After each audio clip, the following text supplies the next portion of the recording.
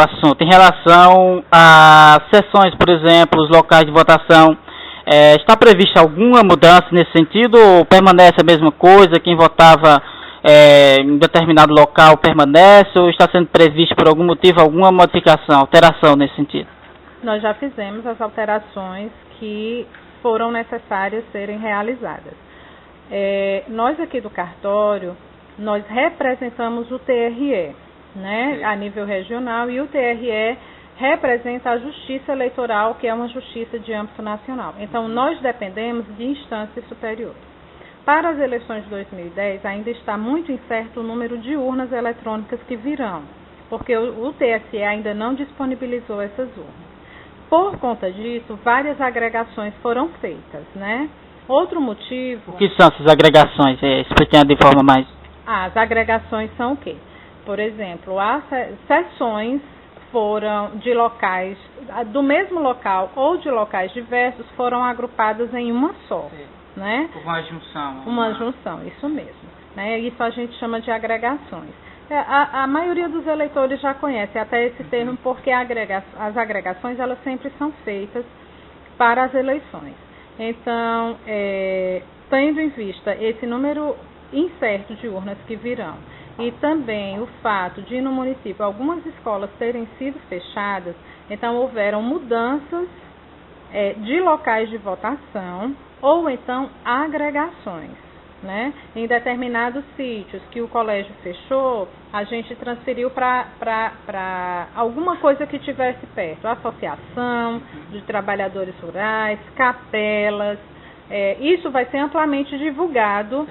Eu vou depois dar uma listagem a vocês, para vocês colocarem no site. Aqui no cartório já está o edital dos locais de votação, né? Mas assim, aqui as pessoas vão ter que fixar mais.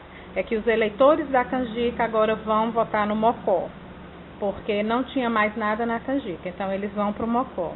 E as pessoas do Monte Alegre, da seção 86, que estavam na Soledade, elas voltam para o Monte Alegre, né? Porque era uma distância considerável e aí a gente tenta minimizar, né, o desgaste do eleitor. A gente entende que tem eleitor que tem que levar criança, que tem eleitores idosos, e aí a gente tenta facilitar ao máximo para o eleitor, né? Então eu fiz a vistoria em toda a zona, em todo o município de Aurora, visitei cada local de votação e tentei fazer o melhor para o eleitor, né? De forma que o eleitor exerça seu voto sem maiores sacrifícios. Ok, agora em relação a mesários, enfim, todo o pessoal que será convocado, ou que já foi convocado para trabalhar nessas eleições, já aconteceu essa convocação? Quando acontece, há alguma diferença, alguma modificação da eleição passada para essa, em termos de números de pessoas? Os mesários. Nós já fechamos o banco de mesários, quem vai trabalhar já está aqui dentro do sistema.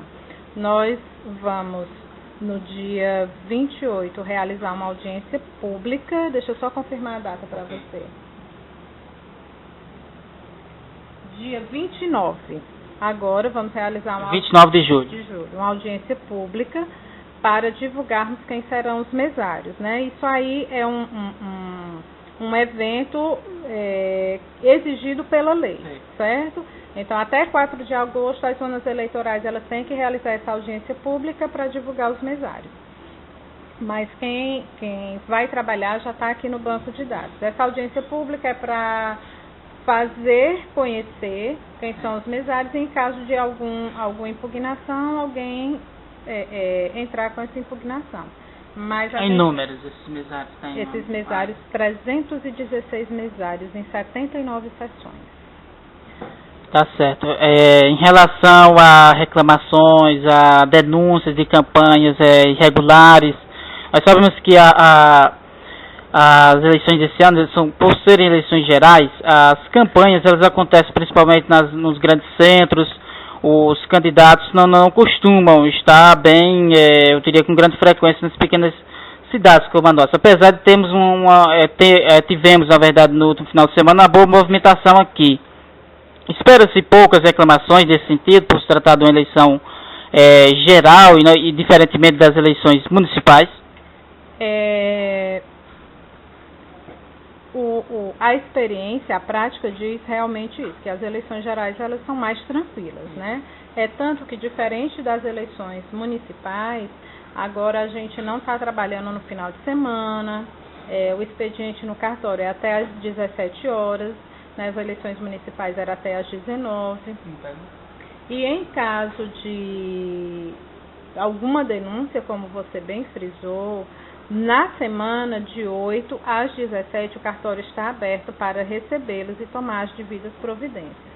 No que diz respeito ao final de semana, aí essas denúncias elas têm de ser feitas por telefone ao TRE, direto em Fortaleza. O número? Através dos números DDD 85-3388-3863 e 3388-3866.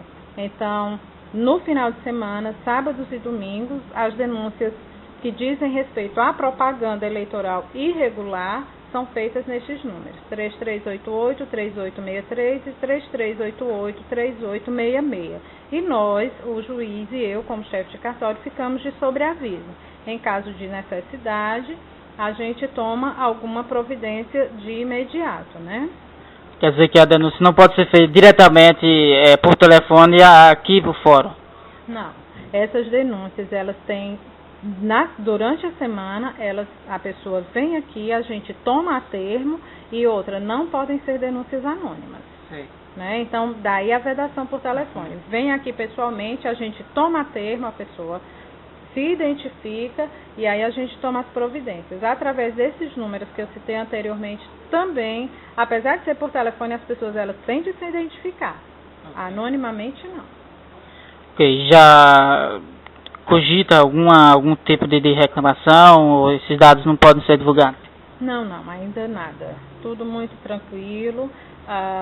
O destacamento policial do município, ele já está muito bem orientado pelo nosso juiz eleitoral nesse sentido, né, de o que fazer para fazer cessar de imediato a propaganda irregular, entendeu? E a gente está sempre nesse contato entre o destacamento policial, o juiz, a chefia de cartório, a Lucimar, que é a nossa oficiala de justiça aqui, né? E a gente está tentando desenvolver um trabalho coerente e eficaz durante todo esse pleito 2010. Ok, só para finalizar, gostaria que você deixasse o seu nome completo para a gente publicar a matéria e se tem algo mais, alguma informação, alguma coisa interessante, de interesse da população, pode ficar à vontade. Eu só queria retornar ao fato de as pessoas procurarem o cartório para a emissão da segunda via e procurassem também o órgão competente no município para tirar a identidade, porque só volta com esses 2 documentos em mãos, o documento oficial com foto, o título, a questão dos mesários. Aquele mesário que receber a cartinha, venha ver o que a gente está preparando para vocês. Desde o começo do mês eu estou trabalhando no treinamento de mesários. Venha ver, não venha com aquele sentimento, de novo, mais uma eleição, já estou cansada. Saibam que vocês são peças-chave, que vocês nos ajudam. Aliás, vocês é quem fazem a eleição, né? Exato. E eu queria que você divulgasse que a partir de agosto, o cartório eleitoral, se Deus quiser, a gente vai começar uma campanha nas escolas sobre o voto consciente, justamente para esses eleitores que vieram, né? O que é cidadania, o exercício do voto consciente, tá entendendo? A gente começar na base, tudo isso, certo? Outra coisa, o cartório eleitoral está aberto para qualquer pessoa que venha tirar uma dúvida, que venha fazer uma denúncia, que venha matar uma curiosidade, pode vir, a gente sempre está aqui. Aquele que queira se cadastrar como mesário, apesar do banco já estar fechado, mas as substituições geralmente são pedidas porque é alguém que é doente, alguém que está morando fora, venham se cadastrar. Nosso banco de reserva já se esgotou, a gente está sem nenhum mesário voluntário cadastrado. Procurem o cartório. Quais são os requisitos básicos para ser um mesário? Acima de 18 anos, precisa ter. Aí a questão de escolaridade é muito relativo, mas assim, só em ter a boa vontade já é muita coisa para a gente.